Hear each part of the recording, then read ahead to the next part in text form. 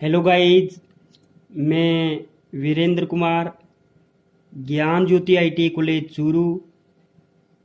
Students, आज हम पढ़ेंगे प्रेरक। हमने प्रेरक के बारे में पहले पढ़ लिया है। हम आज प्रेरक को एसी स्रोत से और डीसी स्रोत से संयोजन करेंगे।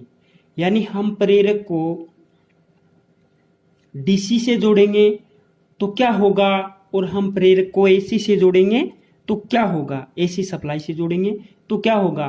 तो हमने पहले क्या किया, प्रेरक को डीसी स्रोत से जोड़ेंगे। हमने ऊपर हेडिंग लगा ली, प्रेरक का डीसी स्रोत से संयोजन। तो गाइस जी, ये हमारे पास डीसी सप्लाई का स्रोत है, प्लस माइनस। ये यहाँ पे क्या लगी हुई है, एक बैटरी लगी हुई है, प्लस माइनस डीसी वोल्टेज। यहाँ पे डीसी वोल्टेज है। ये क्या है, प्रेरक है। प्रेरक क्या होता है, एक तार को कुंडली का रूप दे दिया जाए, वो प्रेरक है। तो प्रेरक को मैं एल से डिनोट करता हूं। किससे डिनोट करता हूं, एल से डिनोट करता हूं। ये मैंने यहां पे एल लिख दिया, एल प्रेरक। और प्रेरक का मात्रक गाइज हेनरी होता है, हेनरी होता है। मैंने ऊपर क्या किया, प्रेरक का डीसी स्रोत से संयोजन, प्रेरक का डीसी स्रोत से संयोजन। तो गाइज हम इसमें क्या करते हैं, प्रेरक को डीसी स्रोत से जोड़ते हैं। ओके, तो हम इसको जोड़ देते हैं, प्रेरक को डीसी स्रोत से जोड़ देते हैं। ओके गाइज, ये हमारा एक परिपथ तैयार हो गया। ये इस प्रकार है, वो करंट फ्लो होगी। करंट को मैं आई से डिनोट करता हूं, करंट फ्लो होगी। तो हमें ये देखना है, हमने पहले पढ़ा भी है कि डीसी के अंदर हमें ये देखना है कि डीसी के अंदर आवृत्ति क्या होती है, आवृत्ति क्या होती है। डीसी के अंदर आवृत्ति 0 हर्ट्ज होती है। कितनी होती है, 0 हर्ट्ज।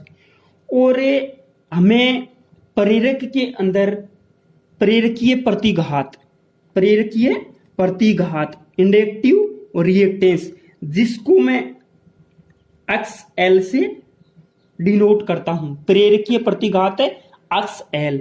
XL का फॉर्मूला होता है गाइज 2 पाई FL। 2 पाई, 2 का 2 और पाई की वैल्यू जो फिक्स होती है वो F का मान यहाँ पे सप्लाई फ्रीक्वेंसी आ जाएगी, चाहे वो डीसी की हो चाहे एसी की हो। डीसी के अंदर फ्रीक्वेंसी नहीं तो उसमें हम F की जगह 0 पुट करेंगे। और अगर एसी की सप्लाई है तो हमें हमारे एसी के अंदर जो सप्लाई अवेलेबल होती है हम उसको लिखेंगे, और एल ये इंडक्टर कितने हेनरी का है वो लिखेंगे। तो गाइज हमने क्या किया, हमने एक बेसिक सा एक बार फॉर्मूला निकाला है। चाहे ये जो इंडक्टर है ये कितने ही हेनरी का हो, अगर तो हम देखते हैं यहां पे 2 पाई 2 गुना पाई गुना एफ। एफ की वैल्यू मैंने लिख दी यहां पे 0, और यहां पे गुना एल। अगर एल की वैल्यू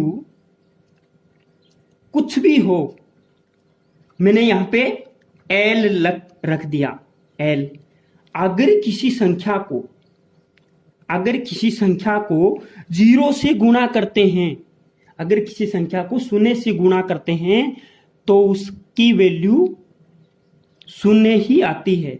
ओके गाइज, इसकी वैल्यू 0 ही आती है। तो इसकी टोटल वैल्यू कितनी हो जाएगी, 0 हो जाएगी, 0 ओम। यानी इंडक्टिव रिएक्टेंस से, इंडक्टिव रिएक्टेंस से प्रेरकीय प्रतिघात की वैल्यू कितनी आ गई, 0 ओम आ गई। अगर डीसी स्रोत के अंदर प्रेरक जुड़ा हुआ है तो मैं ये फॉर्मूला आपको इसलिए बता रहा हूं कि इसके अंदर एक बहुत बड़ा रीजन है। ओके गाइज, इंडक्टिव रिएक्टेंस का मात्रक ओम होता है। मैंने ओम लिख दिया। अब मैं एक नीचे हेडिंग लिखता हूं इसी के अकॉर्डिंग। शुद्ध प्रेरक द्वारा, यहां पे मैंने लिखा शुद्ध प्रेरक के द्वारा डीसी पर प्रतिघात, डीसी पर प्रतिघात, शुद्ध प्रेरक द्वारा डीसी पर प्रतिघात एक्सएल बराबर शून्य ओम होता है। मैंने ये रीजन तभी बताया है कि एक्सएल की वैल्यू डीसी पे क्या आएगी। ओके गाइज, शुद्ध प्रेरक के लिए प्रतिघात एक्सएल शून्य ओम होता है। दूसरा पॉइंट है, यहां पे ये नोट वाले पॉइंट हैं गाइज, यहां पे हम नोट लगा के इस बात को लिख सकते हैं। ये दूसरा पॉइंट लिखता हूं मैं यहां पे कि शुद्ध प्रेरक के लिए, शुद्ध प्रेरक, शुद्ध प्रेरक के लिए प्रतिरोध का मान भी, शुद्ध प्रेरक के लिए प्रतिरोध का मान भी शून्य ओम होता है।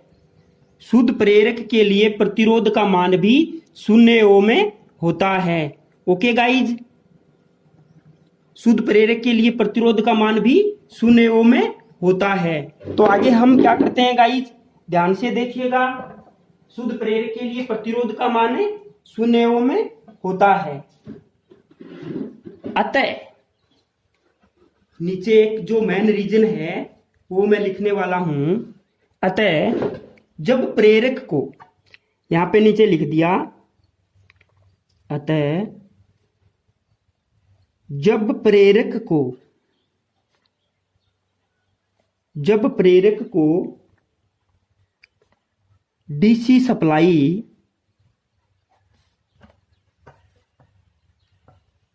से जोड़ते हैं, जब प्रेरक को डीसी सप्लाई से जोड़ते हैं तो प्रतिरोध तथा प्रतिरोध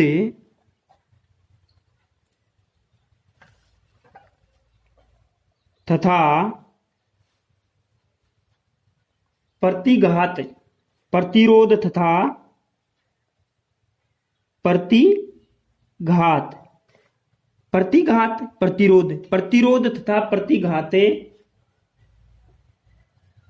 दोनों का मान, दोनों का मान शून्य होने के कारण, दोनों का मान शून्य होने के कारण, दोनों का मान शून्य होने के कारण प्रेरक से अत्यधिक, प्रेरक, ये क्या है, प्रेरक एल, जो हम इसको इंडक्टर बोलते हैं इंग्लिश में, प्रेरक को इंडक्टर, और इंडक्टर को एल से डिनोट करते हैं। और इंडक्टर का मात्रक है वो हेनरी होता है। शून्य होने के कारण प्रेरक से अत्यधिक, प्रेरक से अत्यधिक, प्रेरक से अत्यधिक धारा का प्रवाह होगा। प्रेरक से अत्यधिक धारा का प्रवाह होगा जिससे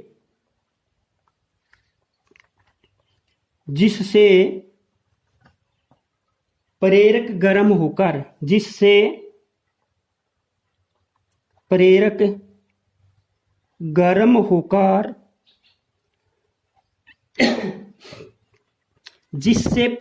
गर्म होकर जल जाएगा। जिससे प्रेरक गर्म होकर जल जाएगा। ये पॉइंट मैंने इसलिए लिखाया है कि हमने प्रेरक को डीसी से जोड़ा है, और अगर प्रेरक को डीसी से जोड़ते हैं तो क्या होता है हमें वो देखना है। अगर प्रेरक को हमने डीसी सप्लाई से जोड़ दिया तो क्या होता है। ओके गाइज, तो प्रेरक है वो क्या होगा, ये जो प्रेरक है अगर उसको डीसी से जोड़ते हैं तो प्रेरक गर्म होकर के जल जाएगा, क्योंकि डीसी के अंदर सप्लाई फ्रीक्वेंसी का मान 0 हर्ट्ज होता है। यानी डीसी के अंदर कोई सप्लाई फ्रीक्वेंसी नहीं होती। क्यों नहीं होती? क्योंकि इसका डीसी का मान और दिशा समय के साथ नियत रहती हैं, वो बदलते नहीं हैं। ओके गाइज, अगर ये हम डीसी की वेवफॉर्म की बात करें तो डीसी की वेवफॉर्म इस प्रकार से बनती है, यानी इसका मान है वो समय के साथ, इसलिए ये हमने क्या पढ़ा, प्रेरक से अत्यधिक धारा का प्रवाह होगा जिससे प्रेरक गर्म होकर जल जाएगा। इसलिए प्रेरक गर्म होकर जल जाएगा, इसलिए ट्रांसफॉर्मर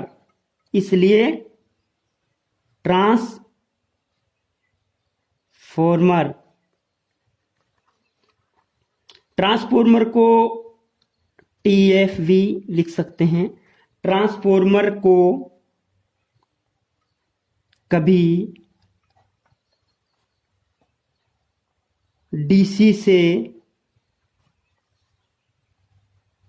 संयोजित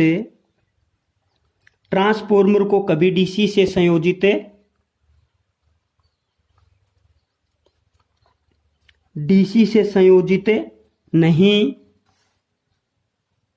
किया जाता है।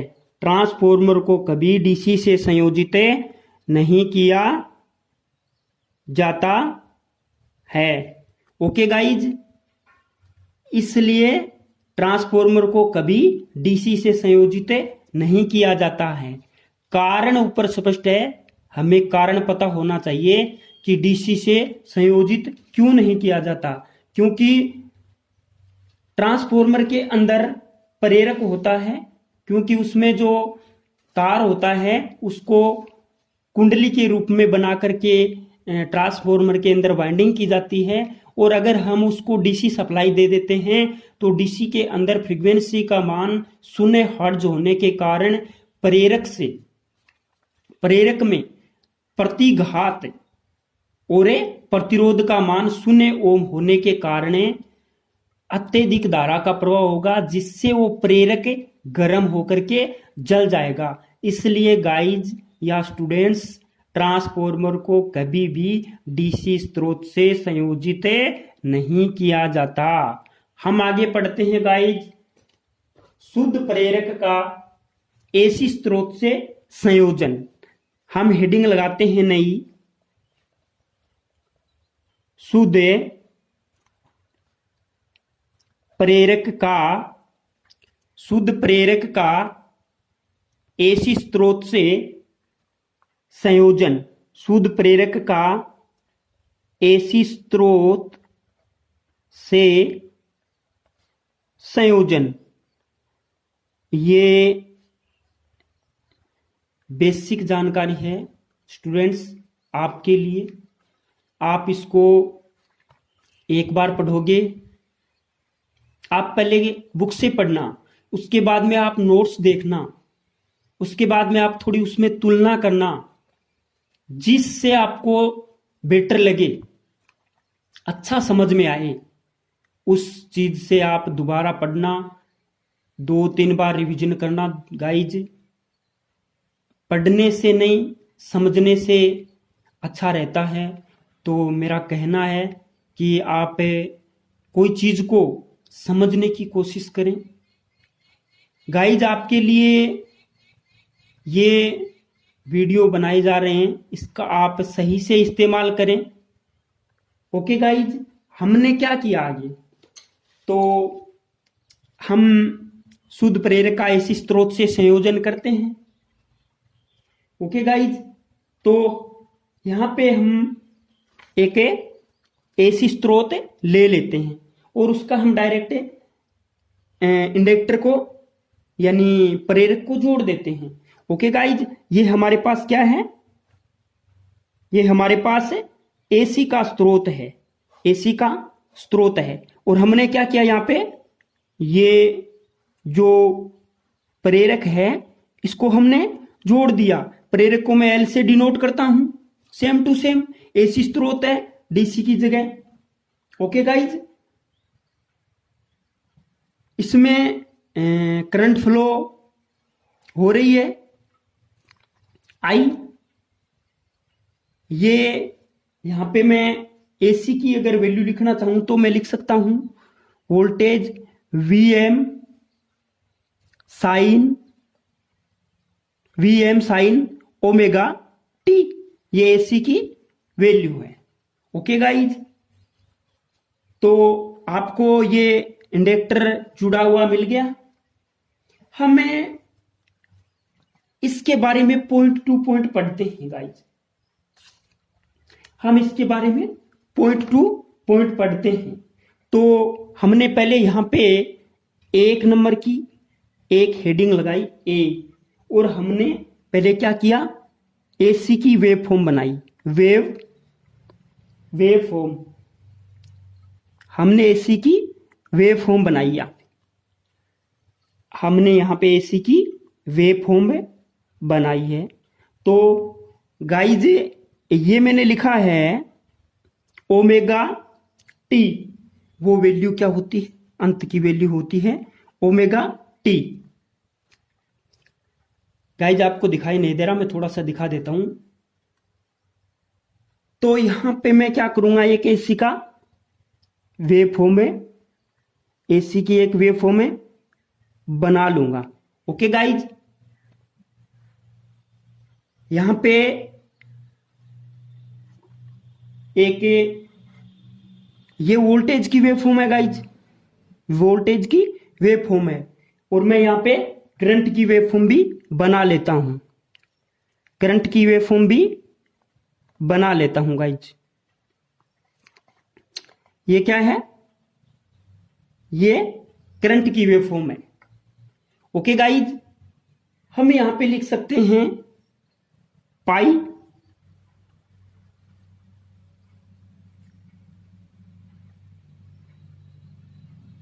2 पाई।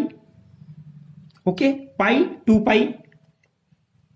और यहां पे मैं लिख सकता हूं वोल्टेज वी, और ये क्या है, धारा करंट आई।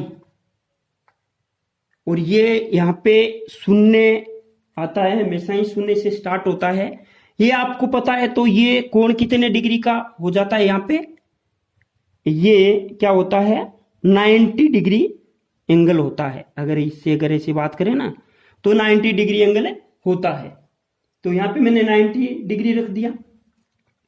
ये क्या है, वी एम मैक्सिमम वोल्टेज, यहां पे मैक्सिमम वोल्टेज होती है। और यहां पे क्या है -वी एम, ये क्या है, ऋणात्मक साइड में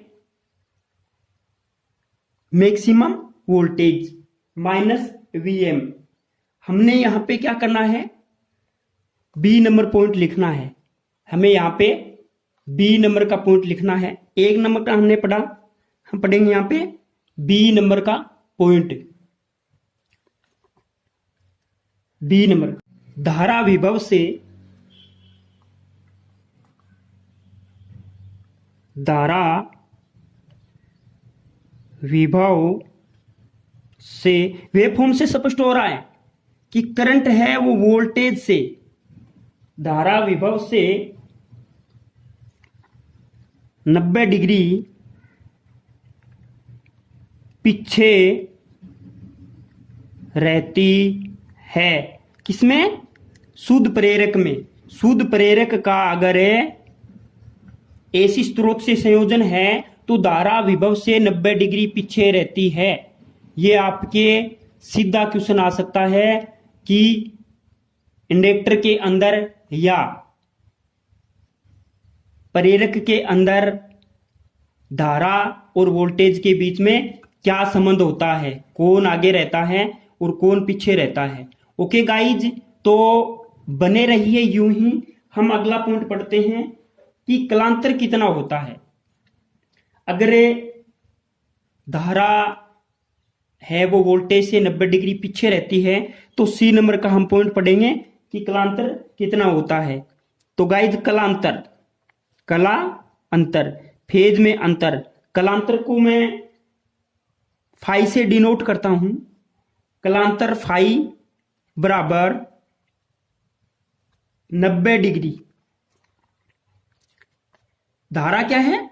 पश्चगामी, तो मैं लिख सकता हूं 90 डिग्री पश्चगामी। पश्चगामी यानी पश्चगामी को बोलते हैं लैगिंग।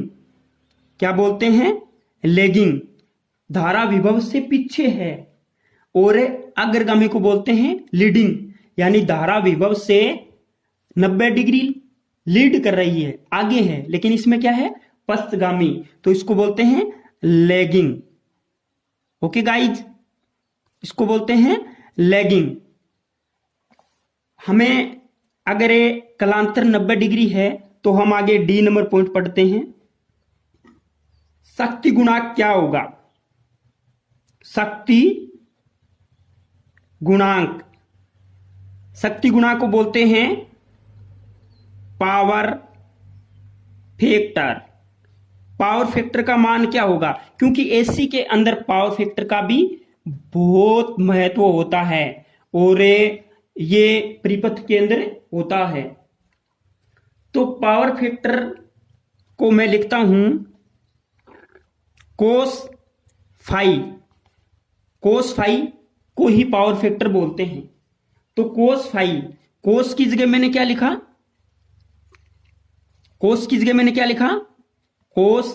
और फाई, फाई की जगह मैंने क्या लिखा? 90 डिग्री रख दिया। और कोस 90 की वैल्यू कितनी होती है? कोस 90 की वैल्यू होती है 0। तो इस परिपथ का पावर फैक्टर कितना हो जाएगा? 0 हो जाएगा। इसका कोई मात्रक नहीं होता, लेकिन ये 0 है तो ये भी किस प्रकृति का है? पश्चगामी। पश्चगामी। ओके गाइज, ये पश्चगामी प्रकृति का पावर फैक्टर है।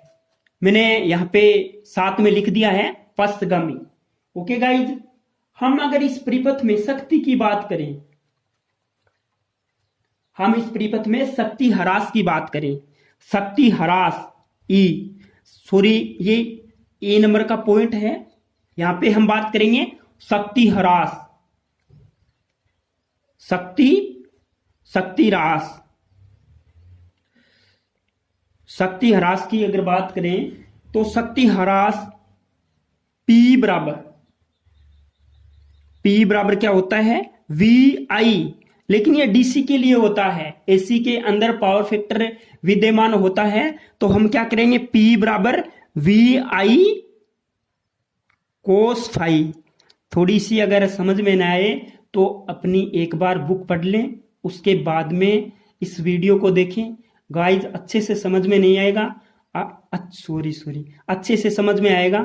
अगर आपको अच्छे से समझ में नहीं आ रहा, मैंने जो पॉइंट अब जो पहले बोला था वो बोलना चाहिए था। अगर आपको अच्छे से समझ में नहीं आ रहा तो आप मेरे को कमेंट करके पूछ सकते हो मेरे पर्सनल नंबर पर।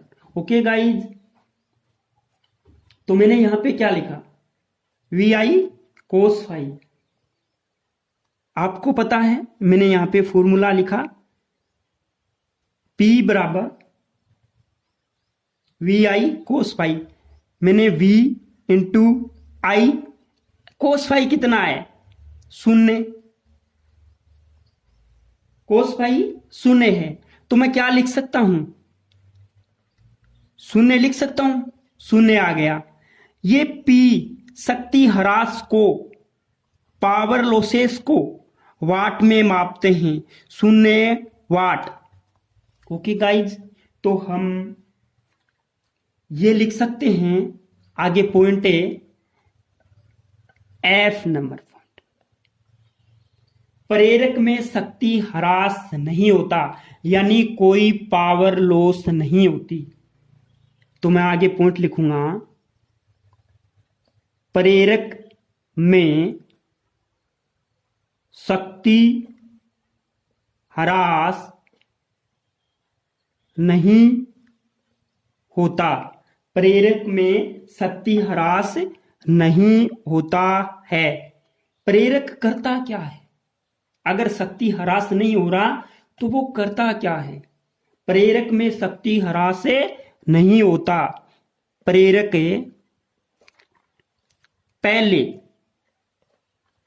पहले शक्ति को P से डिनोट करते हैं, पावर। प्रेरक पहले शक्ति को संचित करता है, प्रेरक पहले शक्ति को संचित करता है, प्रेरक पहले शक्ति को संचित करता है, फिर छोड़ देता है। प्रेरक पहले शक्ति को संचित करता है, फिर छोड़ देता है। प्रेरक पहले शक्ति को संचित करता है, फिर छोड़ देता है। प्रेरक में शक्ति ह्रास नहीं होता। ओके गाइज, तो हम आगे, अगर कोई हमें शक्ति ह्रास पूछ भी ले तो हमें से बता सकते हैं। आगे हम संचित औसत ऊर्जा निकालते हैं, इसमें प्रेरक में। तो F के बाद में G नंबर का पॉइंट, यानी 8 नंबर का पॉइंट, प्रेरक में संचित औसत ऊर्जा। अगर कोई पूछ ले तो क्वेश्चन आ भी जाए, प्रेरक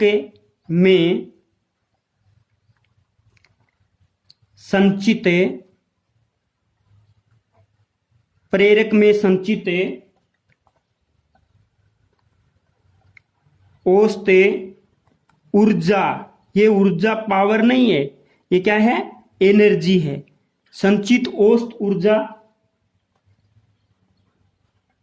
E बराबर 1/2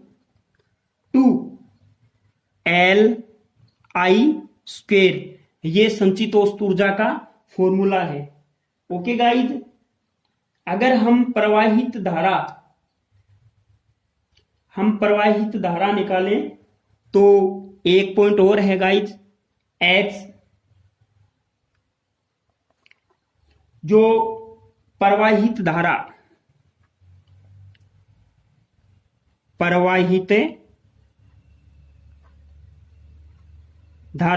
आपको लग रहा होगा कि हाई लेवल है, लेकिन ये कोई हाई लेवल नहीं है गाइज, आपके लिए ही है, और आप पढ़ोगे तो आपको सब कुछ समझ में आ जाएगा। प्रवाहित धारा I बराबर, हम यहां पे I बराबर IM साइन,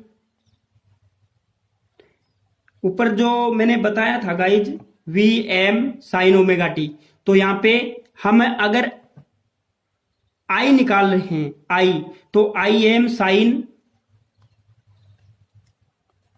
हम अगर I निकाल रहे हैं, ये V बराबर VM साइन ओमेगा टी, वैसे अगर हम I निकाल रहे हैं तो IM साइन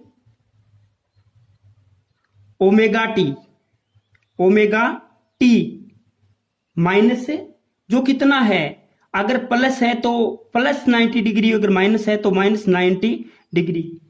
ओके, ये हमने यहां पे लिख दिया। जहां आई एम क्या है, जहां I M maximum current, I M क्या है, तो आई एम है V M upon X L, V M upon X L होता है, वी एम अपॉन